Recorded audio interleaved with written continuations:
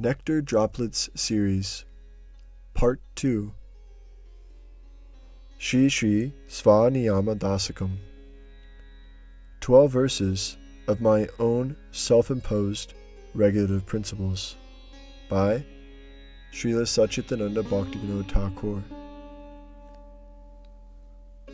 No matter, whenever and wherever I happen to take birth, let my loving affection and attachment remain unshaken throughout each and every lifetime for the following things: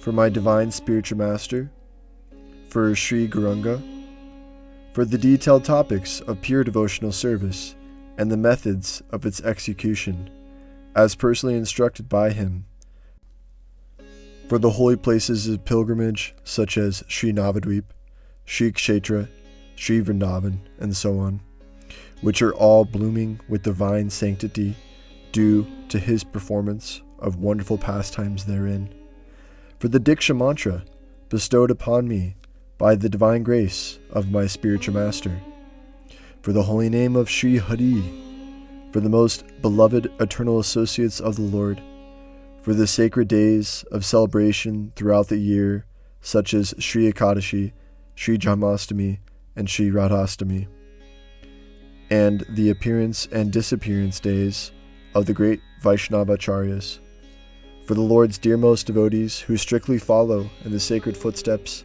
of Srila Rupa Goswami, and for the holy scriptures narrated by Srila Shukadev Goswami, such as the Srimad Bhagavatam. The Supreme Lord Sri Krishna is the personified abode of all divinely ecstatic mellow tastes, and Sri Radhika is the topmost abode of all his divinely potent energies. Indeed, she is the personified form of the highest mellow of love in separation.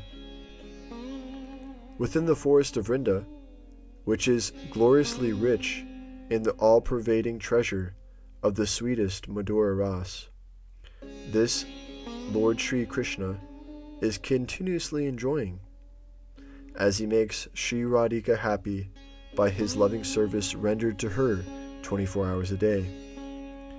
This very same Lord Krishna is exactly identical to the son of Mother Sachi, who eternally lives simultaneously yet separately in Gaudadesh, as the instructor of the process for rendering his own service. May this Saccidananda become my supreme master and guide. May he always appear to me just to lead me on the proper path of devotional service, birth after birth after birth.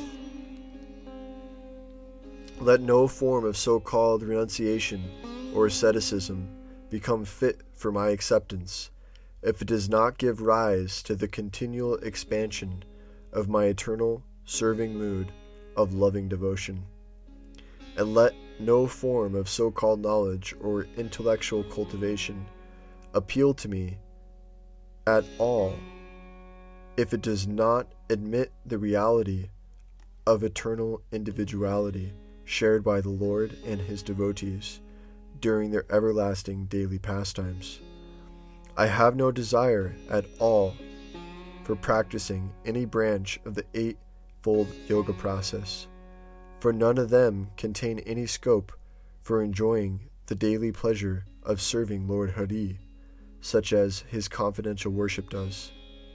Rather, may I render profuse, uninterrupted, confidential service 24 hours a day to Shri Radha and Krishna for all time to come, such service being the means as well as the end.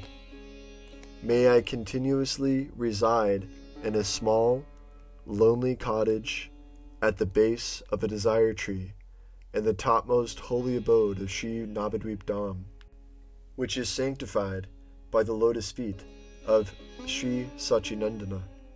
Such a bhajan kutir is perfectly suitable for constant remembrance and service to the divine daily sports that are always present in Sri Brajadam.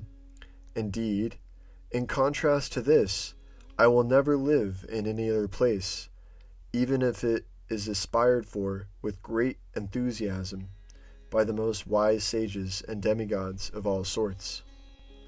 As far as all other places in this world are concerned, whether opulent palaces or temples, whether possessing vast riches of enormous wealth, or princely kingdoms and property, all such places cannot attract me as much as my modest Bhajan Kutir in Sri Navadvip Dham does. I have no attachment at all to any of those caste divisions of society such as Brahmana, Kshatriya, Vaishya, or Sudra, and I certainly do not identify with any order of life such as Brahmacharya, Grahastha, Vanaprastha, or Sannyas. I have no fondness or respect at all for the so-called piety of religiosity, or even the so-called impiety of sinful life in this world, not even the slightest regard. Instead, I truly desire whatever is practically required just to maintain this material body, in order to facilitate my performance of pure devotional service. This is the actual righteousness that I will hope for as long as this material body continues to exist. My austere vow is constant devotion to the lotus feet of Sri Hari. In order to execute that vow, I have accepted the following qualities by my own endeavor. I practice great humility in my dealings with everyone. I try to keep simplicity and purity prominent in all of my practical arrangements.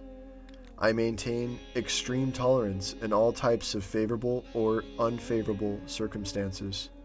I offer all respects unto others, regardless of who they are. I feel genuine compassion for all living entities and act accordingly. There are many transcendental activities which are recommended by the great devotees who are fixed up in unalloyed devotional service to the lotus feet of Sriman Mahaprabhu, and these can be found described in the books that are full of the imperishable character and pastimes of Mahaprabhu Sri Krishna Chaitanya. Only such transcendentally nectarine activities, being recommended by great devotees and practiced by Lord Chaitanya himself, are indeed my own. I have no attraction for living in Vaikuntha, the part of the spiritual sky presided over by Shri Lakshmi Narayana, nor do I desire useless activities of gross sense gratification in this material world. I will never cherish the desire for attaining the divine bliss of impersonalistic liberation, even for a second. Furthermore, there are many transcendental pastimes of Sri Hari that may be very purifying for all the conditioned souls, yet such pastimes will never give me any real happiness at all.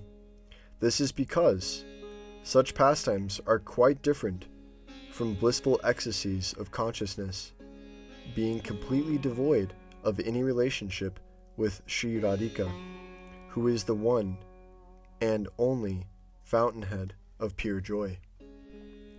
I now disown my wife, my daughters, my sons, my mother, and all my friends, if they have no genuine attachment for Lord Hari, for his devotees, or for his devotional service.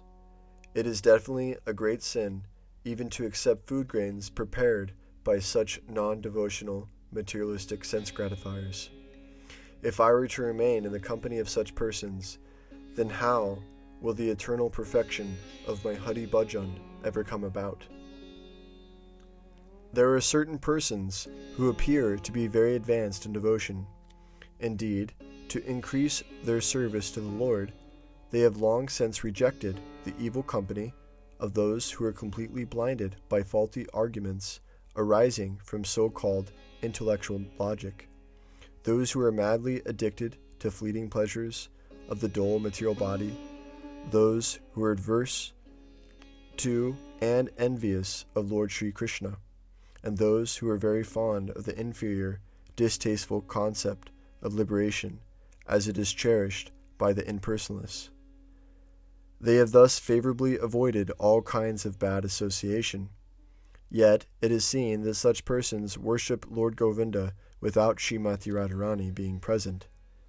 This just shows that they are actually puffed up with excessive pride and conceited arrogance directed against Sri Radhika, who is herself the best worshipper of Govinda. Therefore, I will never go anywhere near such so-called devotees, even for a second. This is my strict vow.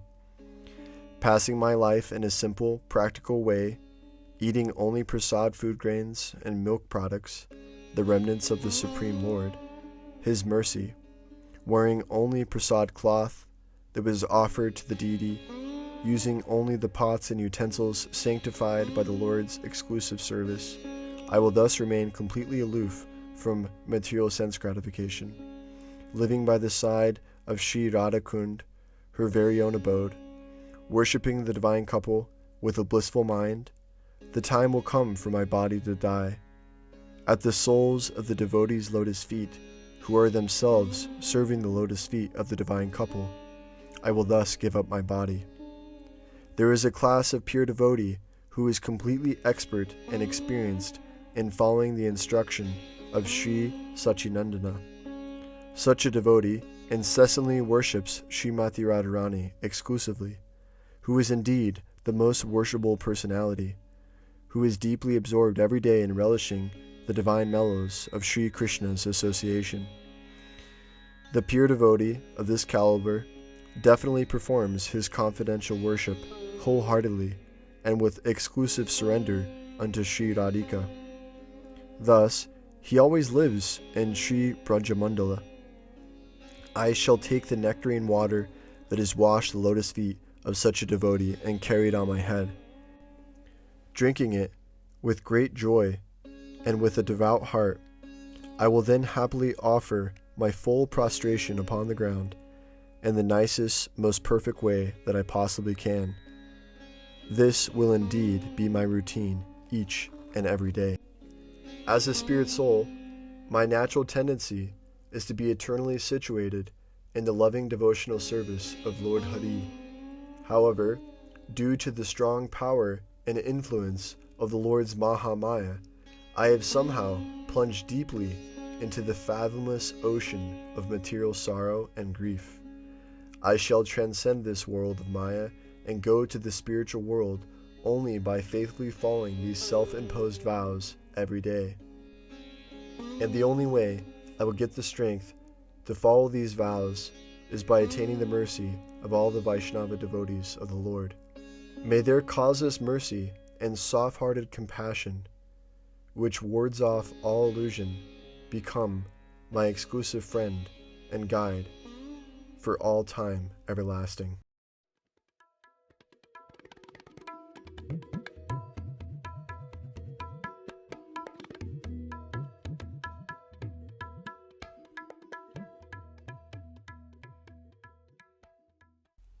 Shrutifal. This stava, named Sva-niyama-dasakam, was written by someone to adjust and regulate his own personal mode of performing bhajan.